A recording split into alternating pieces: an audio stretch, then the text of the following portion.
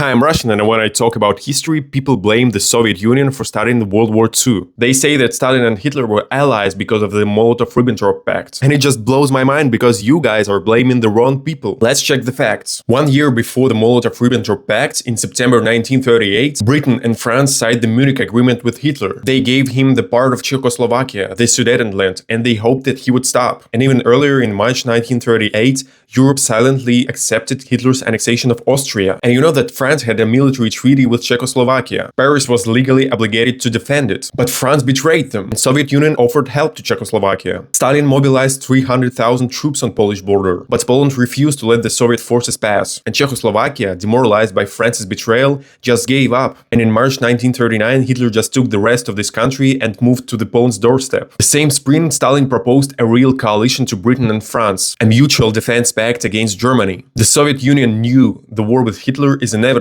because Nazism and communism were absolute opposites, and Hitler's plan to seize Soviet land was written in Mein Kampf, and Stalin knew about it. But Britain and France refused the Soviet offer. Negotiations failed because they still hoped that Hitler will move only east. So the Soviet Union was left alone without allies and a growing German threat. The Molotov-Ribbentrop Pact was not an alliance. It was a desperate move to buy time and push the border further west. When Hitler attacked, the Soviet Union lost 27 million lives in the fight against Nazism, and the Red Army took Berlin, the Hitler's capital. So no, Stalin and Hitler were not allies. Moscow always knew it would have to fight. And if Britain and France and their weak politicians had joined forces with the USSR in 1939, that big catastrophe of the World War II could have been avoided. Subscribe for more history and politics from Russian point of view.